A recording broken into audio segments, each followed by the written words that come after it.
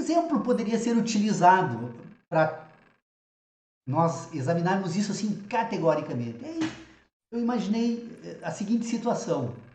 Se nós ouvíssemos agora, nesse exato instante, um estrondo, né? Uma explosão, um dado que nós ouvíssemos, então, que fosse identificado pelo nosso sentido. Essa explosão, esse dado, ele se comunicou conosco por meio dos nossos sentidos. Depois, a seguir, né, nessa sequência, no dia seguinte, na semana seguinte, no mês seguinte, ou durante toda a nossa vida, quando nós voltássemos a tratar da explosão, nós não ouviríamos novamente a explosão. No entanto, pensaríamos sobre a explosão. Então, o que nós temos aqui? Nós temos um dado da natureza, que é o fato, que entrou em contato com o nosso sistema, nos imprimiu, então, uma síntese, que é a memória da explosão. Mas depois, quando nós voltamos a tratar desse assunto, nós não ouvimos mais essa explosão, nós apenas temos memória dessa explosão. Então, isso é a prova evidente de que nós precisamos distinguir esses dois momentos. Isso não acontece só com a explosão. Isso acontece com todos os dados que nós temos nas nossas memórias. Isso acontece com todos os fatos que se imprimem no nosso corpo por meio das nossas sensações. Tudo na natureza que se comunica com um organismo humano ou faz por meio dos sentidos. Então, são dados perceptíveis, que são identificados por uma parte funcional do organismo. Essa parte funcional do organismo é a responsável por essa comunicação com o mundo da natureza. É a nossa mediadora. Essa parte funcional, então, nós podemos dividir um pouco melhor essa questão, então dizendo que a funcional, então, ela tem uma parte que é auditiva, outra é visual, outra é olfativa, gustativa, né? Tátil. Isso é uma inteligência funcional. Isso não tem nada a ver com a nossa racionalidade. A racionalidade vem depois, quando ela se volta agora para as memórias produzidas, então, por esse sistema funcional. Então, é importante essa distinção, porque é isso que vai explicar e justificar, então, a necessidade de nós estarmos sempre atentos para saber como nós estamos tratando no âmbito das nossas ideias, daqueles dados que nós dizemos que dizem respeito ao mundo da natureza. Por quê? Porque nós vamos procurar, então, encontrar a matéria deste sistema, dessa racionalidade. Então, por que a razão humana ela pode ser examinada, então, como tendo matéria e forma? Porque na razão humana, a matéria da razão humana é aquele dado que foi fornecido pela inteligência funcional. Então, tudo que se comunicou com a inteligência funcional compõe a matéria da razão. Tudo aquilo depois que a razão passa a utilizar, porque ele vai fazer uso do quê? Ele vai fazer uso das memórias da matéria. E a matéria, ela é única. A natureza que se comunica com os nossos sentidos, com as nossas sensações, ela está permanentemente nos imprimindo. Isso, o dia que parar de acontecer isso, nós estamos mortos. Nós nascemos sendo impressos e continuaremos sendo impressos, a salvo se perdermos a capacidade funcional do organismo, nós seremos impressos até a nossa morte. O problema é que isso não ocorre tudo numa única oportunidade. Isso é um fato gradativo. Ele se desenvolve no organismo durante um determinado período, então nós vamos ter que tentar encontrar esses dados numa ordenação cronológica, que poderíamos chamar de tempo. E nós vamos encontrar esses dados também dentro de um outro sistema de ordenação que nós podemos chamar de espaço. Então ele está organizado dentro desse universo da nossa existência, ele tem um determinado momento da ocorrência. Essa questão, ela tem relevância porque se nós formos, então, identificar este momento do sistema de inteligência, nós vamos perceber que todo o outro agora, com o qual nós tratamos e que constitui inclusive a nossa existência racional, é um sistema de relacionamentos. Nós, quando pensamos, estamos estabelecendo relações. De que forma? Cronologicamente, então, como eu tenho um conjunto de dados das minhas experiências que compõem a minha existência, que são as minhas memórias, Toda vez que eu penso sobre algo, eu vou estabelecer cronologicamente. Foi hoje, foi ontem, foi a semana passada, foi quando eu era jovem, quando eu tinha meia idade. Então, eu preciso estabelecer cronologicamente um momento da constituição desse dado. Um segundo momento, eu preciso agora ordenar ele no espaço. Só que a gente não está permanentemente verificando isso nos nossos pensamentos. Os nossos pensamentos, a nossa razão, o sistema de racionalidade, depois que ele se constitui e que nós admitimos então essa ordenação, esse modo de ordenação, ele acaba produzindo um mundo. Esse mundo racional que nós utilizamos para pensar, ele é resultado das nossas experiências. Então a razão humana é uma produção das experiências humanas e desse sistema funcional de inteligência. E num primeiro momento ele faz a leitura do mundo da natureza, buscando informações para buscar matéria e produzir memórias. E um segundo momento, então, agora ele faz uso dessas memórias para pôr em ordem essas memórias, e na medida em que ordena essas memórias, produz o homem racional, produz a nossa capacidade de pensar. E depois que isso ocorre, bom, nós tornamos seres autônomos. A autonomia humana é o momento da constituição da racionalidade. É o momento em que o ser humano não precisa mais verificar permanentemente do mundo da natureza se as suas ideias estão concordando com o mundo ou não. Isso é uma temática que a gente tentou tratar já nas outras últimas reuniões, quando nós falamos sobre metafísica e filosofia. Porque quando nós tratamos de metafísica, nós vamos então tratar do sistema de relacionamentos. A metafísica não é nada mais, nada menos do que o sistema relacional utilizado pela razão humana. Quando se fala de metafísica, não se fala da natureza, mas do modelo que o ser humano utiliza para pensar a respeito do mundo da natureza. Então, a metafísica é um sistema relacional. Por isso que a metafísica precisa ser distinguida entre uma metafísica pura, uma metafísica empírica fundada e uma metafísica empírica infundada. A metafísica pura, então, ela vai tratar com algumas relações que dispensam a empiria. Então, quando nós tratamos na metafísica da matemática e da geometria, a matemática e a geometria, por mais que possam ser utilizadas depois para ordenar o mundo da natureza, elas em si dispensam o mundo da natureza. Então eu tenho uma parte da metafísica que é pura. É racionalidade sem objetos, sem coisas, sem natureza. Depois eu tenho uma metafísica que ela é empírica. Ora, se o ser humano desenvolve a capacidade de guardar e armazenar memórias, toda vez que esse sistema de memórias são colocados em ordem, então nós podemos dizer que as relações que são utilizadas para fazer isso e proceder dessa forma são relações empíricas.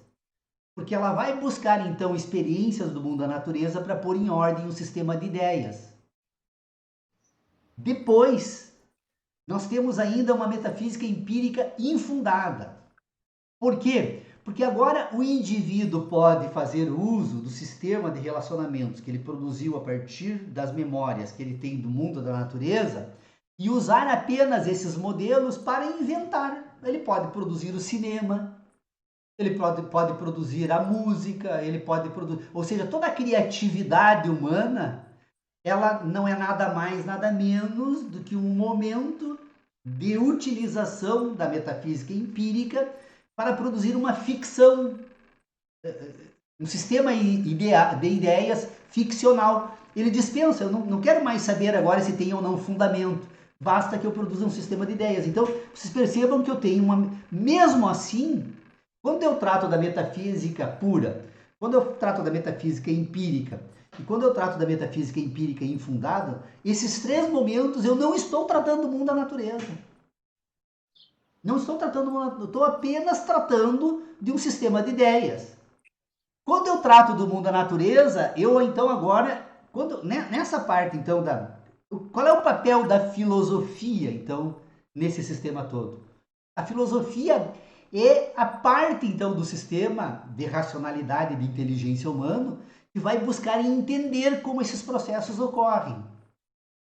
Porque uma coisa é você tratar de um dado do mundo da natureza, você ter um dado do mundo da natureza. Quando eu olho para uma parede e vejo um relógio, eu tenho uma informação. Esse objeto, pelas características e pelas memórias e pelas heranças culturais que eu recebi dos meus, do ambiente em que eu vivo, eu estou autorizado a dizer que esse objeto é um relógio. Agora, entre você dizer que aquilo é um relógio e entender como o relógio funciona, existe uma diferença extraordinária. Por quê? Porque o relógio basta você enxergar ele na parede para saber que ele é um relógio, ou para tratar ele como um relógio. Agora, entender os processos, a razão, por que nós temos um relógio, qual a função do relógio, como eu vou interpretar os movimentos do ponteiro do relógio para produzir um sistema de ideias que me orientem depois na aplicação empírica desse relógio, é um outro momento. Então eu tenho a sensação do relógio e eu tenho o entendimento do relógio. Um está organizado pelas sensações, que é a imagem visual do objeto, e o outro está ordenado na racionalidade, que é entender como esse objeto funciona, qual o papel que ele ocupa dentro da vida humana. Então, se eu fosse, eu peguei esse exemplo do relógio para dizer o seguinte: se eu fosse utilizar esse exemplo, então eu diria o seguinte: a filosofia tem por finalidade, então, pôr em ordem o entendimento humano. Tentar explicar como o entendimento humano funciona, como ele se processa, para entender e identificar, então, a existência da própria metafísica. Eu tenho uma frase que eu utilizo, que eu acredito que seja minha, até possa um dia ter lido em algum lugar e inconscientemente estar repetindo, mas eu acredito que seja minha. Eu digo o seguinte: se a filosofia é a ciência das ciências, a metafísica é a ciência da filosofia. Porque eu só consigo colocar em ordem a filosofia quando eu coloco em ordem uma metafísica da filosofia. Então eu tenho a metafísica, eu tenho a filosofia que vai investigar, inventariar todo esse sistema de inteligência, e agora eu tenho a ciência. Então eu tenho 3 momentos dessa ordenação. A ciência, na verdade, ela é uma outra forma de explicação ou de abordagem daquilo que nós chamamos de metafísica empírica. O que é a ciência? A ciência não é nada mais, nada menos do que um sistema de ideias que tem por finalidade, então, justificar de modo fundado as relações empíricas do sistema de ideia. Então, quando alguém produz, faz uma experiência, descobre a aplicação de um determinado elemento da natureza e produz um sistema de ideias que serve então de referência para se retomar essas experiências e reproduzir ela na medida em que essas experiências ocorrem, então nós podemos dizer que nós temos uma ciência da natureza.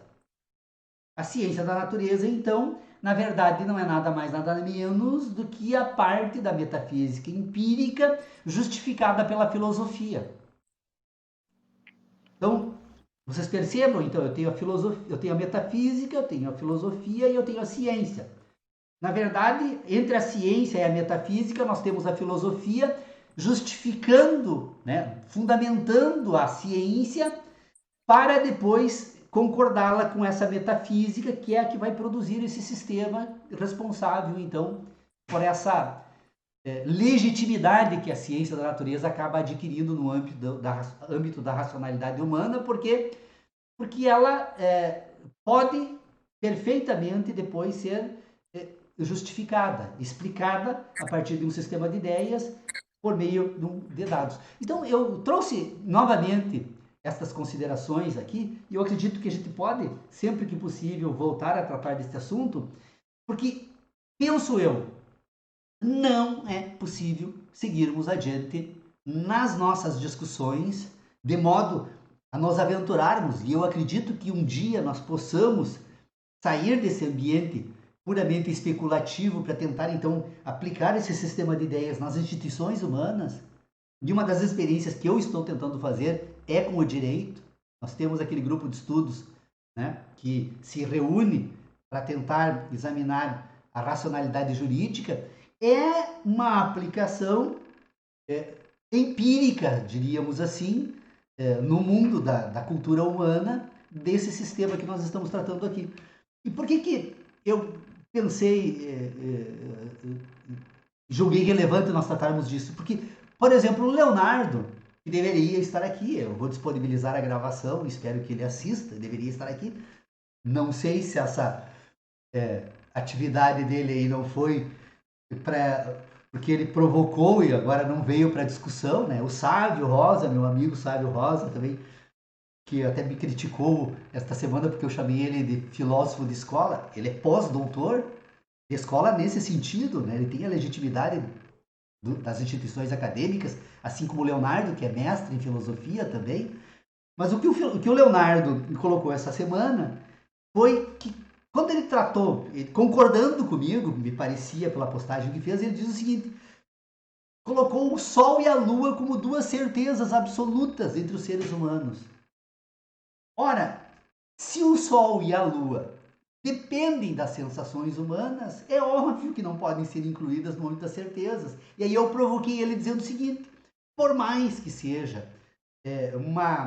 uma informação que todos os seres humanos dotados das competências racionais e funcionais identificassem da mesma forma, eu simplesmente perguntaria para ele o seguinte: e um cego, como é que ele conseguiria então tratar da Lua?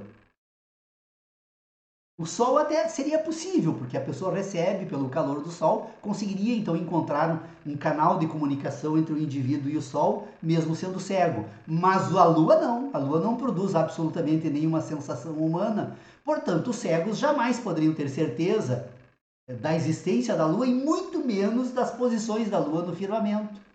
Então não é possível, em hipótese alguma, é possível tratar de certezas fora da metafísica pura. A metafísica pura, aí sim, mas a metafísica pura, então, ela é muito restrita. Ela vai tratar com o quê? Com o sistema de relações. Alguém diria, mas que relações são essas? Bom, culturalmente nós produzimos a matemática e produzimos a geometria. Talvez se produzam outros sistemas relacionais ainda, não se sabe, mas do modo que nós organizamos, podemos dizer então que é uma geometria pura e é uma matemática pura. Fora disso, não há certeza alguma, em nenhum outro ambiente. Então, eram essas as considerações iniciais que eu trago para o nosso grupo de estudos, propondo, né, mais uma vez, que a gente busque, dentro do possível, pensar um pouco sobre isso, porque isso exige um exercício. É um exercício muito difícil de ser feito. Vocês não desanimem, porque se formos dar uma olhada lá no discurso sobre o método, deem a lida nas primeiras páginas. Descartes, sendo o gênio que foi, levou 10 anos para fazer isso. 10 anos. Claro, ele, como foi o precursor, foi o primeiro, é óbvio, né? Que as dificuldades eram imensas. E ele teve um outro problema para resolver. Ele precisava ainda prestar contas à igreja, de modo a não criar problemas para sua atividade. Giordano Bruno havia sido punido pela igreja. Quantos outros? Galileu Galilei, 4 anos depois, é obrigado a se retratar. Não, 3 anos antes havia se retratado perante a igreja. Então, essa dificuldade de Descartes. E Kant, quando também tratou desse assunto, os seus biógrafos falam que ele anunciou por uma carta a um amigo que escreveria a Crítica da Razão Pura em 3 meses, levou 10 anos. Claro que nós não precisamos fazer isso, esse exercício durante 10 anos, que nós já temos essas reflexões feitas por Descartes e também por Kant, que nos auxiliam. Eu acho que a questão dos juízos sintéticos a priori, da parte introdutória da Crítica da Razão Pura, ajudam a pensar sobre isso. E é importante, eu não sei, falando para você, Sodré, que não esteve nessa reunião que nós tratamos, eu me dei por conta de uma passagem muito interessante que acabou praticamente sendo apropriada por praticamente toda a filosofia de escola. É uma passagem em que Kant vai falar sobre a distinção entre os juízos analíticos e os juízos sintéticos, em que ele diz que os juízos analíticos são os juízos em que você não consegue separar sujeito e predicado. Toda vez que você precisar, então, introduzir no juízo uma categoria nova, então ele passa a ser um juízo sintético. E ele vai colocar entre os juízos analíticos 3 ideias que depois a igreja se apropria e toda a filosofia passa, então, a fazer isso na metafísica, que segundo ele seria Deus, a imortalidade e a liberdade. Tanto que a liberdade é a ideia que Kant depois utiliza para escrever a crítica da razão prática. Então, e depois Deus e a imortalidade são as categorias analíticas que a metafísica se apropria para produzir todo o sistema moral da igreja, que nos domina ainda hoje.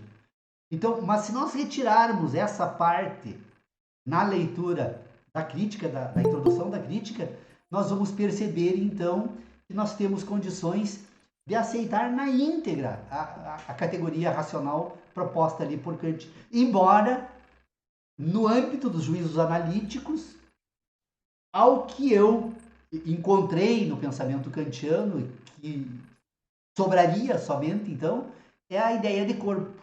Segundo ele, corpo e extensão são inseparáveis. Se você formular um juízo analítico sobre corpo, e se você tentar pensar o corpo sem a extensão, não é possível porque ambos desaparecem, o corpo desaparece. Então, fora da ideia de corpo, Kant não apresentou nenhum outro juízo analítico, embora ele coloque Deus, liberdade e imortalidade, que depois a Igreja Católica vai produzir toda uma filosofia analítica e produtora dos sistemas religiosos a partir dessas três ideias, né? Então, em princípio, eram essas as considerações que eu trago para os amigos aqui, pautado pela provocação feita pelo Leonardo, que não está aqui hoje para discutir conosco a crítica. Eu não admito a crítica que ele faz, negando a importância do pensamento cartesiano. A obra de Descartes, eu até não conheço toda ela, não tenho como me manifestar. Mas a descoberta feita na crítica da razão, no discurso sobre o método, é insubstituível, é o ponto de partida. Não tem como produzir, como se filosofar sem partir dessa conclusão cartesiana. Perfeito. Eu hoje sou só ouvinte, Paulo. Tá bem. Eu tô... Como eu estava ausente dos debates aí, eu até não vi a provocação do Leonardo, e não tive tempo de fazer uma reflexão sobre isso, mas eu acho que é bem pertinente as suas percepções aí. Essa questão da distinção entre impressão e juízo, eu trato dessa forma, até aquele texto que eu coloquei no grupo de estudos ali, o ambiente sintético da ciência, ele foi quando eu me dei por conta, eu escrevi aquele texto, são 7 páginas, na verdade é um roteiro que eu escrevi para mim mesmo, para depois melhorar ou seguir adiante, e até hoje eu não senti necessidade alguma de retificar aquele escrito. E ele é absolutamente objetivo. Eu procurei, inclusive, não colocar uma única palavra que não fosse necessário para explicar as ideias que eles estão ali. Nós precisamos tratar dessa forma. Nós, enquanto seres racionais, nós não podemos jamais confundir as nossas sensações com as nossas ideias. O problema nosso é que a educação que nós recebemos desde que nascemos, todo esforço educacional que a gente recebe é para fazer exatamente o contrário, fazer com que você passe a confundir ideias e sensações. Por quê? Porque como você precisa civilizar o indivíduo, você precisa submeter esse indivíduo a um sistema de ideias, ele precisa abandonar o mundo da natureza, ele precisa se retirar do mundo da natureza, se inserir no mundo da cultura, e a cultura então molda o homem. Por isso que nós produzimos seres morais. Hoje, participando de uma discussão com uns amigos, num grupo de WhatsApp, que faz discussões sobre direito e uma série de assuntos variados, eu estava exatamente falando sobre isso. O grande problema nosso, tratando agora especificamente desse fato lamentável que ocorreu em nosso estado aqui no dia 19, daquele moço que foi espancado até a morte, né, pelos seguranças de um supermercado, a questão que mais me chama a atenção é de que as pessoas imaginam que seja possível resolver esse problema simplesmente falando sobre ele, criticando ou Esse tipo de problema humano é um problema de falta de respeito, de falta de alteridade, de falta de reconhecimento do outro.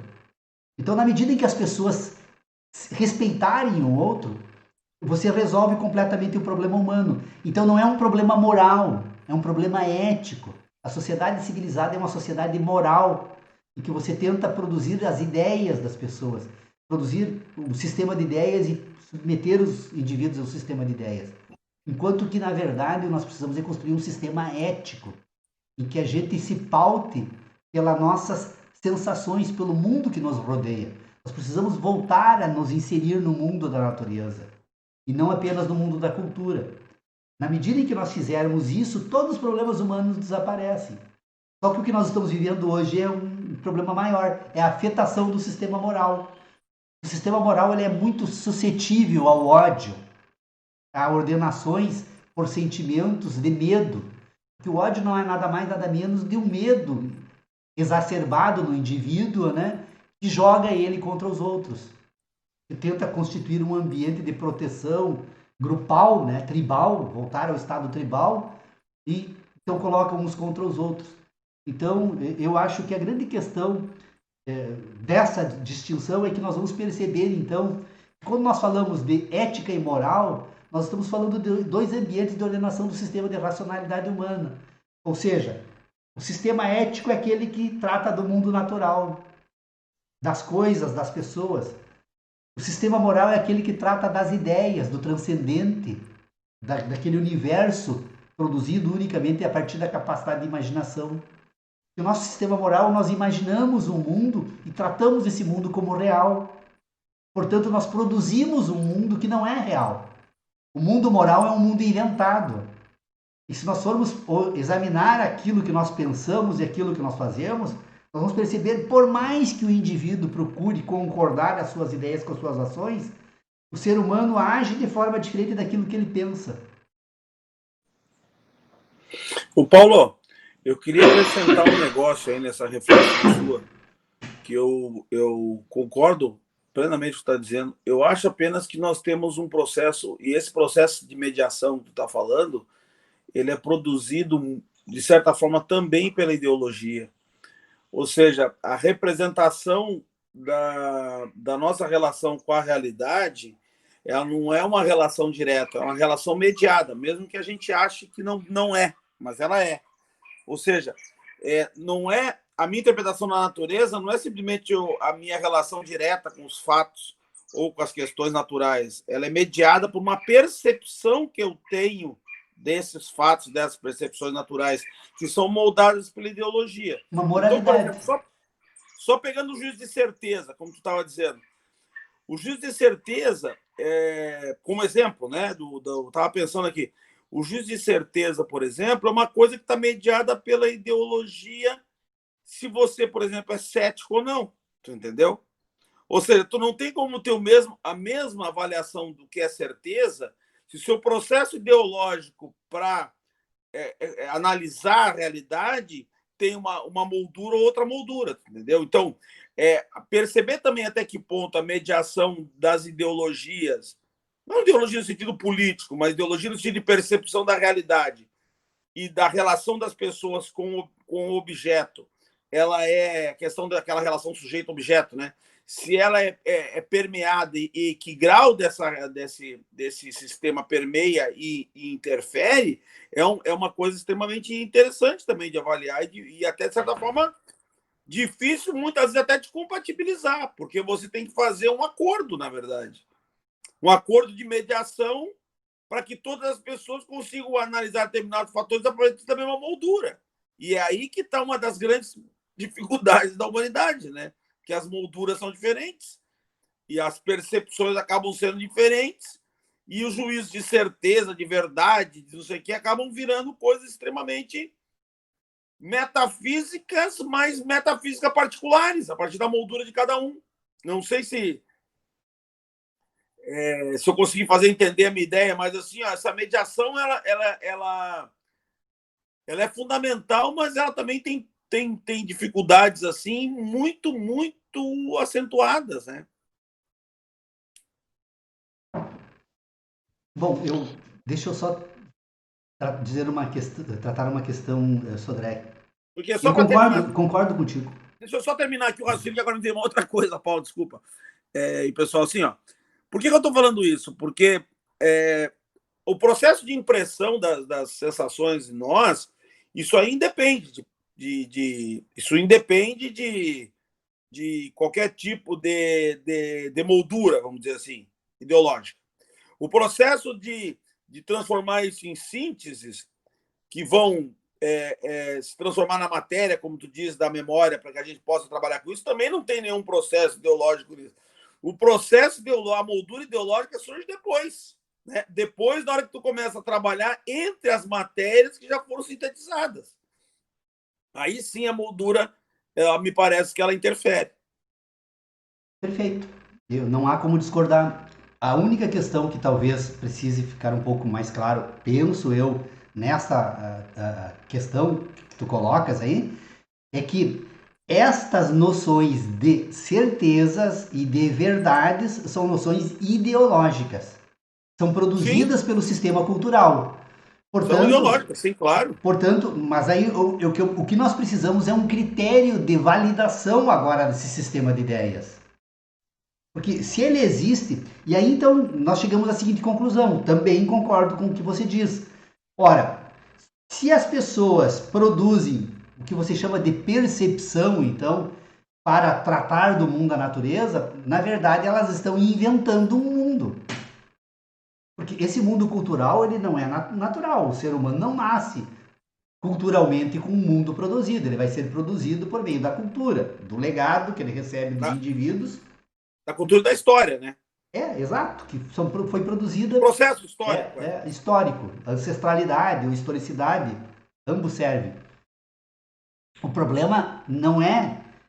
A questão que nós precisamos agora entender, então, é como nos livrarmos de tudo isso e voltarmos a tratar objetivamente com um sistema em que a gente possa denunciar claramente, então, a falta da matéria na relação. Porque quando alguém fala algo, essas tentativas elas são feitas permanentemente na sociedade humana. Você que é da área jurídica, né? Aliás, todos nós aqui somos da área jurídica. Por exemplo, quando se realiza uma audiência, quando você ouve alguém num depoimento de uma testemunha, o objetivo do juiz não é buscar da testemunha a opinião dela a respeito daqueles fatos que ela está narrando, mas os dados da natureza. Então o juiz vai perguntar: você viu? Como você viu? Você ouviu? Como você ouviu? Então é uma tentativa de retirar desse ambiente da produção judicial da verdade do processo, né, as questões puramente ideológicas, para que o juiz então se sirva desse indivíduo como instrumento para voltar no mundo da natureza cronologicamente na busca daquela matéria que tem importância para a resolução desse problema. Só que a sociedade humana não fica permanentemente montando o tribunal do júri para pensar sobre qualquer fato, né?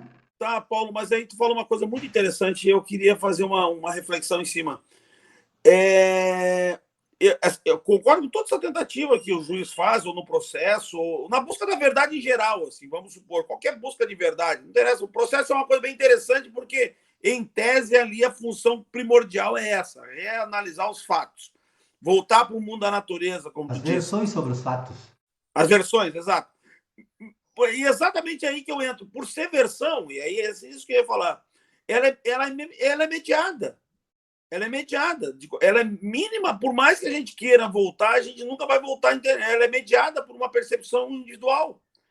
E essa percepção individual ela está dentro de uma moldura. Então, eu não sei até que ponto, e aí minha reflexão, é possível, que nem tu dissesse, que a gente precisa voltar para se libertar de tudo isso. A pergunta é a seguinte: será possível a gente se libertar dessa subjetividade que compõe o processo do ser e da avaliação dos objetos? Eu não sei, acho que não.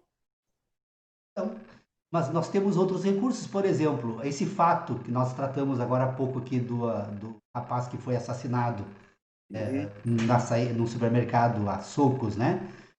Isso não depende mais apenas de testemunhas. Nós temos recursos tecnológicos que reconstituem o dado real a partir de uma perspectiva de uma câmera. Então, neste caso, por exemplo, você tem recursos técnicos que te permitem, de certa forma, voltar ao passado, né? Mas Nós estamos abstraindo cada isso. vez construindo mais estruturas que nos permitem chegar mais perto do que realmente, do que uma mera interpretação, né? Embora já tenham, nós já temos tecnologia suficiente para que alguém possa produzir um vídeo exatamente idêntico àquilo que poderia acontecer na natureza que não tenha ocorrido.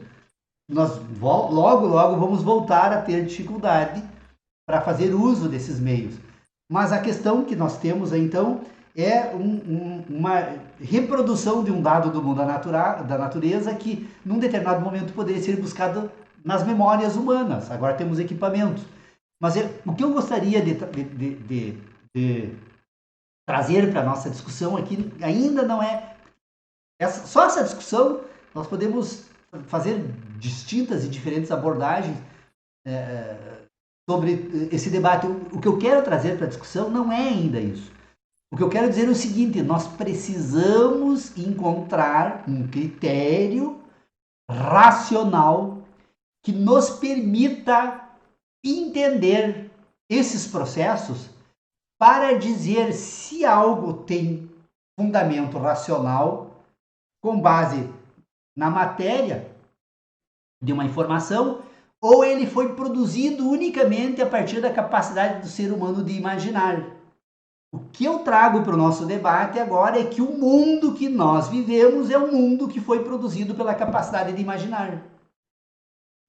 É um mundo cultural inventado. E aí tem uma outra questão.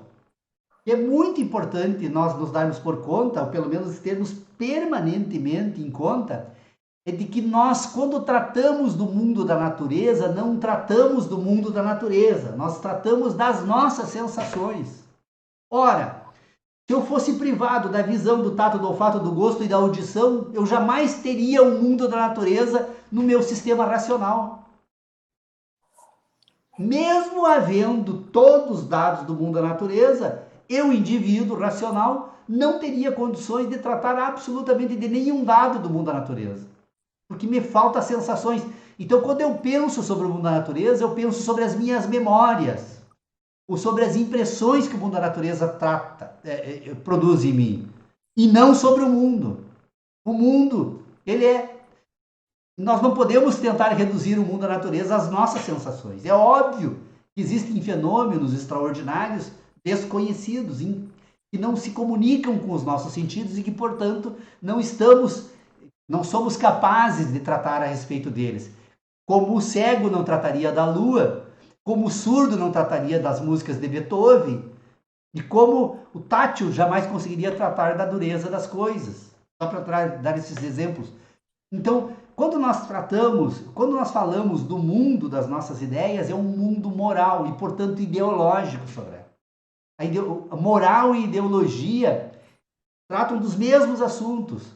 Não, mas é exatamente isso que eu estou dizendo, eu concordo. E aí que eu digo, e essa moldura ideológica, ela interfere na análise da realidade. Claro. Feita individualmente.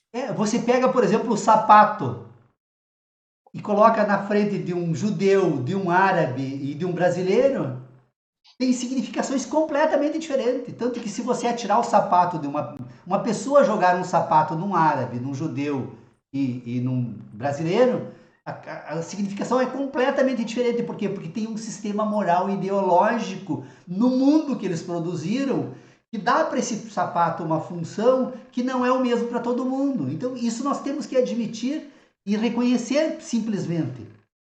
Por isso que eu digo, então, esse ambiente da moralidade e da ideologia, nós apenas precisamos identificar. Porque depois, por que você diz que a moral e a ideologia...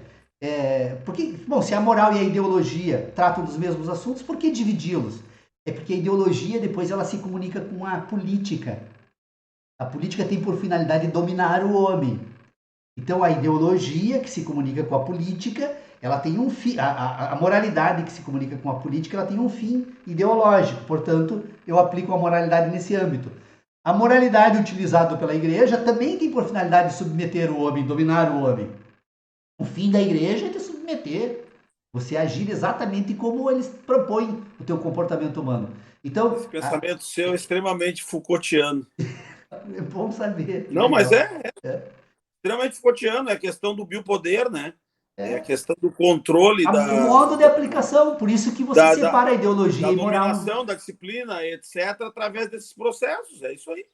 São Quer processos dizer, não é ideológicos e só isso morais. aí, mas é a tônica central do processo do pensamento político do Foucault é esse aí. E olha que o Foucault, quanto mais eu leio as coisas dele, mais eu começo a achar que realmente ele tem razão, né? É um pensador extraordinário, sim. Porque, na verdade, essa questão do controle que tu está colocando é a verdade. Tanto a política que ele enxerga lá é uma estrutura de poder e, óbvio, de dominação. E a estrutura moral de determinados grupos e instituições não deixa de ser também uma estrutura política de poder de dominação, tu entendeu? Então, no fundo, essa ideia do Foucault faz muito sentido. E tudo que tu falou é um pensamento bem Foucaultiano, assim, bem interessante. E veja bem como tu elabora isso sem se preocupar com o Foucault. Mas o Foucault está aí nesse seu pensamento aí. Legal. Paulo, vou fazer um comentário só para ver se eu entendi bem a questão do Leonardo aqui, né? Acho que está bem claro para mim, e mais ou menos do que eu já vinha construindo também. Então, na verdade, o que ele defende ali na discussão do grupo na semana, e na verdade ele nega essas relações entre os juízos analíticos e sintéticos, ele nega a metafísica, então. Nega. Né? E Nega. ele defende, então, que as coisas são objetivas, são dadas. Né? Então, a ideia de gordo, a ideia de magro, a ideia de chato, a ideia de inteligente estaria independente desse processo sintético que ocorre após eu perceber as questões dadas pela natureza. É isso? Na verdade, o que o Leonardo propõe no sistema dele, ele diz o seguinte, né, que você não pode reduzir o mundo a um sistema de ideias. E que, em certo sentido, também é possível admitir que ele esteja certo. Só que o problema que o Leonardo trata é que ele tenta trazer para o debate um assunto que não está em pauta. E não está em pauta exatamente porque nós reconhecemos a impossibilidade de encontrar um critério para resolver esse problema. O careca, eu ia brincar com ele. Quando é que uma pessoa é um careca? Ela tendo um fio de cabelo na cabeça, pode ser considerado um careca ou não? Quer dizer, qual é a quantidade? Então, isso é um problema da linguagem, porque a linguagem ela não consegue resolver todos os problemas do mundo da natureza. Não é só da linguagem, é da própria ideologia também. Sim. Você você acaba traçando critérios até.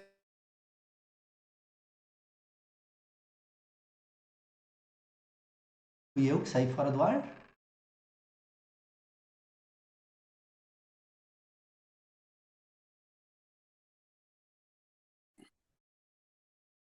Meu caro Sodré, eu saí fora do ar aqui. Fui olhar no meu sistema aqui, alterou completamente meu sistema de IP. Eu tô achando que eu tenho vírus no meu computador aqui. Faz dias que. Me desculpe, eu acabei não ouvindo a última parte da tua fala. Não, é mais ou menos a reflexão que a gente tinha feito.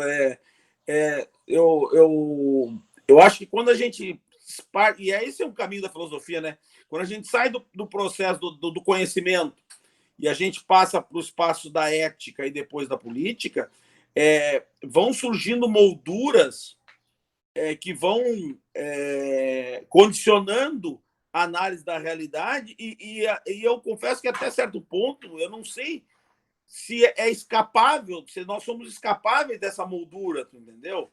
Essa é a reflexão que eu faço. Não estou dizendo que não seja escapável, que é escapável, não. Eu começo a achar que tem processos quase que irremediáveis de controle dessa estrutura que fazem parte das coisas que vão surgindo ao longo da construção humana. Se ela é toda moral e cultural e histórica, e eu acredito que né? De qualquer jeito ela condiciona os processos. E condiciona de uma forma muito intensa. Então, esse exercício realmente é difícil. Se o Paulo diz que o exercício é difícil, ela é difícil mesmo, porque você se liberar de um processo que condiciona a análise dos outros processos é uma coisa muito simples, né? Não, e certamente foi daí que surgiu a. Claro, eu vi a forma como ele fez aqui a contestação, foi coisa de grupo de WhatsApp, né? Ele estava ali jogando e para fazer uma discussão, mas me parece que certamente surge nele o ímpeto de defender isso, justamente por essa questão de realmente nós não termos uma verdade real, né? É muito complicado isso. Por exemplo, que horas que vamos trabalhar a questão do Carrefour, que horas que ocorreu, né, a morte daquele rapaz aqui no Carrefour? Não sei, depende do calendário, depende do critério de horário que eu vou utilizar. Eu estou utilizando o critério que a gente utiliza, mas existem outros critérios também. Eu acho que é aí que me parece que talvez, para mim é um mundo que se abre, né? Porque eu de fato nem sei quais serão os próximos passos aqui, porque o meu envolvimento com a filosofia está sendo aqui no grupo. Mas ultrapassado e resolvido essas questões que o Paulo vem trabalhando desde o início do ano, e que agora estão ficando claras para mim. Não, tudo bem, não vamos negar a metafísica, não vamos negar as relações entre os juízos sintéticos e os juízos naturais. Agora, talvez a verdade real, como diz o Lenny Streck, seja uma trampa mesmo, né? Porque, afinal de contas, ela está toda ela calcada em questões que foram construídas com base em ideologia e com base em política, né? E Então, cultura, não tem? e aí surgem pensamentos como esse defendidos por ele, que, na meu ver, são perigosos, porque tentam objetivar a realidade, né? Não sei se vocês Claro. concordam, mas eu acho que é justamente o que está acontecendo e muito hoje nas redes sociais, né? Então, agora o assunto que está se discutindo nas redes é que o rapaz que morreu tinha antecedentes criminais e talvez isso vai justificar a morte dele agora e o que ocorreu quinta-feira à noite no mercado, porque ele não era um rapaz de bem, né, digamos assim. Mas esse é o processo do fascismo político, né? O fascismo político, ele trabalha com essas categorias, né? Com as categorias de que você tem que criar justificativas de um inimigo qualquer para justificar ações diversas. Veja bem, a moldura da ideologia, né?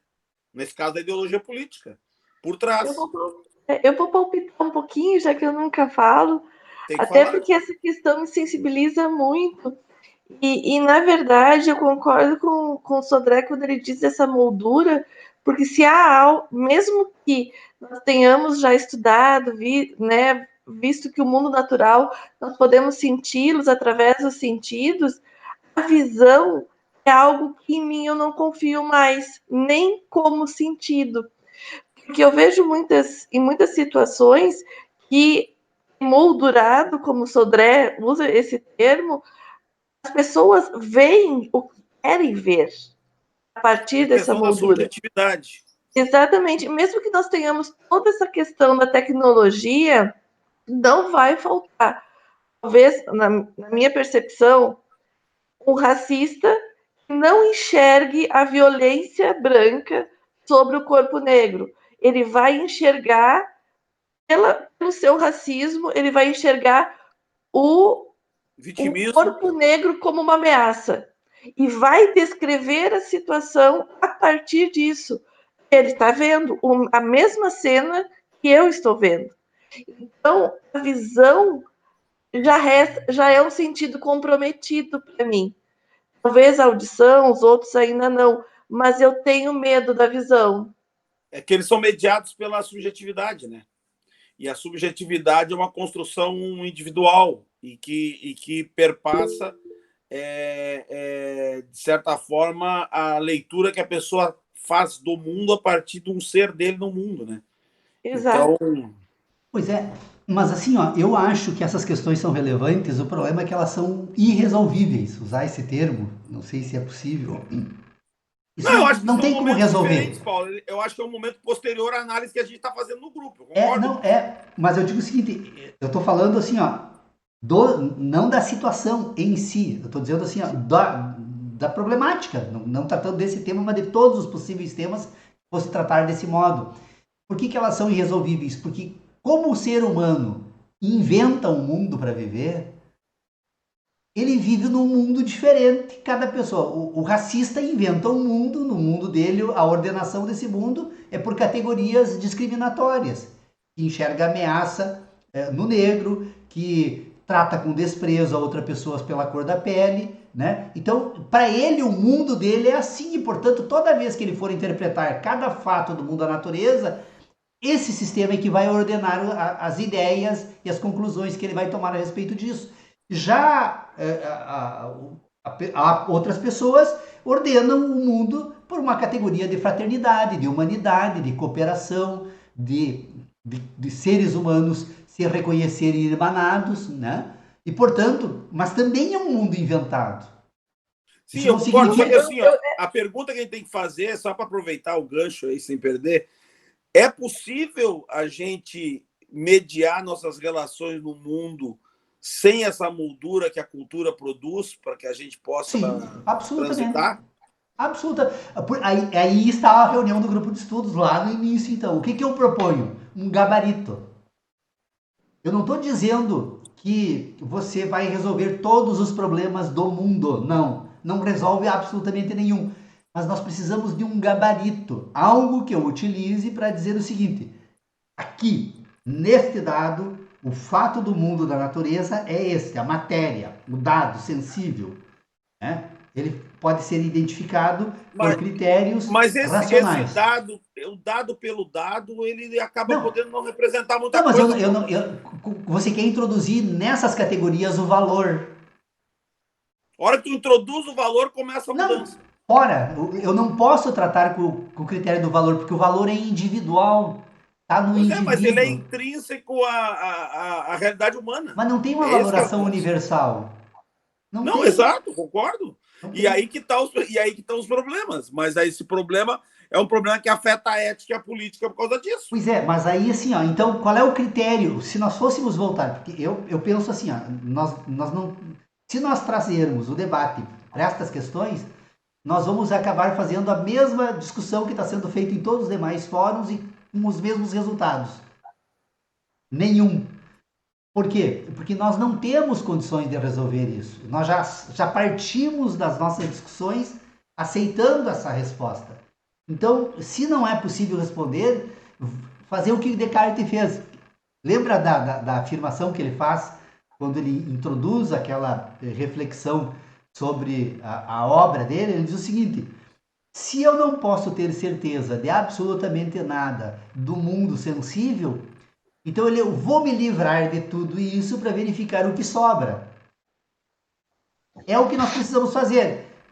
Bom, se nós encontramos algo, então, que sobra, esse algo é o ponto de partida. Qual é o algo que é o ponto de partida? Eu penso. Eu penso. É que tu está excluindo daí a análise da subjetividade. Não, mas todos nós pensamos. Ninguém, se alguém negar aqui que pensa, bom, aí nós encerramos a discussão. Mas pensa com a cabeça própria. Não, eu penso, eu não quero saber o que a pessoa pensa. Eu quero saber o que ela pensa. Agora, então, a resposta, a segunda questão, então, se eu penso, como é que eu penso? Aí entra as tuas considerações, Sodré. Bom, se essa parte dos meus pensamentos são produzidos dessa forma, então vamos aguardar para tratar ela mais tarde. Vamos deixar isso de lado. Não que não seja relevante fazer isso. Só vamos deixar esse problema de lado. Tem alguma parte daquilo que eu penso que eu posso pensar sem ter esses problemas? Esse ambiente, ele é identificado de que modo? Bom, eu posso identificar então nesse sistema, agora eu vou novamente, eu tenho uma parcela das minhas relações racionais que não estão suscetíveis a esse problema, esse impedimento. Quais são elas? A metafísica pura. Então tá. Então nós temos uma metafísica pura, nós então pensamos, tem uma parte dos nossos pensamentos que são puros e são iguais entre todos os seres humanos. Ponto. Já demos o primeiro passo, então, nesse ambiente. Mas ele só justifica e só responde uma parte do problema da realidade. Não, eu deixei de lado. Tu tá tentando trazer de volta. Segura um pouco. Vamos deixar esse problema de lado. Não estou trazendo de volta. Estou só dizendo que é importante, é real, mas é parcial. Não, mas é possível dar o terceiro passo? Claro. Usar passo também não serve, mas é uma linguagem. Então, eu tenho o primeiro ponto, eu tenho um ponto de partida, eu penso. Eu tenho um avanço nesse sistema que me permite dizer o seguinte: Eu e todo mundo pensa dessa forma sobre isso. Então, já consegui um avanço extraordinário.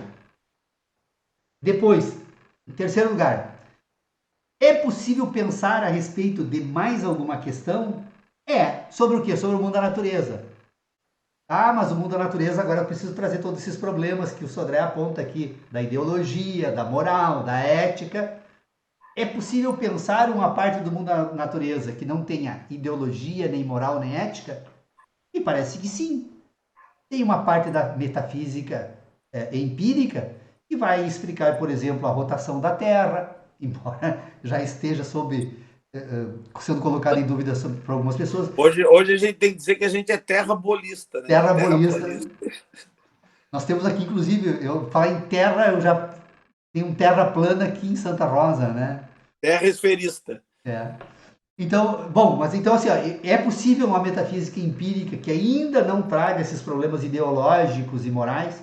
Qual ela? A Terra gira em torno de um próprio eixo, a Terra gira em torno do Sol, o Sol produz calor, o calor interfere na vida da Terra, a vida da Terra permite a existência de plantas. Você percebe que eu tenho condições de ir adiante ainda, bem adiante nesse sistema de ideias, sem ainda trazer esse problema ideológico e moral e ético para as minhas reflexões. Então, eu tenho condições de produzir todo um sistema de racionalidade que passa, então, por uma metafísica pura e uma metafísica empírica. O problema agora, então, é trazer esse problema todo para cá, que é as ideologias, a moral e a ética. Bom, agora isso entra no âmbito, então, da metafísica empírica infundada. E aí, infundada, você vai ter que admitir, então, que tem diferentes modos de iludir as pessoas, de mentir para as pessoas, de enganar as pessoas, de dominar as pessoas, de submeter as pessoas a um sistema moral, a um sistema ideológico, um sistema político. Bom, é possível identificar como isso é feito? Bom, aí tem Maquiavel, tem Foucault, tem Freud, tem tantos Piaget, tem tantos pensadores investigando a respeito disso, né? É possível fazer um acordo sobre isso? Duvido. Provisoriamente, a gente consegue manter por um certo tempo a predominância de um certo sistema de ideias. Por exemplo, essa discussão que nós vamos fazendo no grupo de estudos sobre direito, a gente vai perceber que no século XVIII, né, no final do século XVIII, aliás, no meio do século XIX, né, XVIII, se produzia um sistema de ideias que praticamente submetia todo um sistema político, ideológico, que permitiu a constituição de instituições racionais, foram aceitas pelos indivíduos até um certo tempo. Nós estamos vivendo em tempo real, por exemplo, essas questões políticas aí de Curitiba, a desconstituição de todo esse sistema. Já não servem mais, a política já precisa de outros meios. Mas eu penso assim, esses assuntos podemos tratar especificamente examinando nesses âmbitos. O que eu acho que o grupo de filosofia nosso tem que manter uma certa fidelidade é nessa tentativa de limpar esse meio de campo. Até para poder denunciar as ideologias, para denunciar os problemas éticos e denunciar esses problemas morais. É nesse sentido, eu acho que nós não temos condições de esperar muito do nosso grupo de estudos, porque eu penso assim, aqui é um exercício que nós estamos fazendo. Não é nada mais, nada menos do que um exercício. Exercício com qual finalidade? Tentar entender como eu penso. Só isso.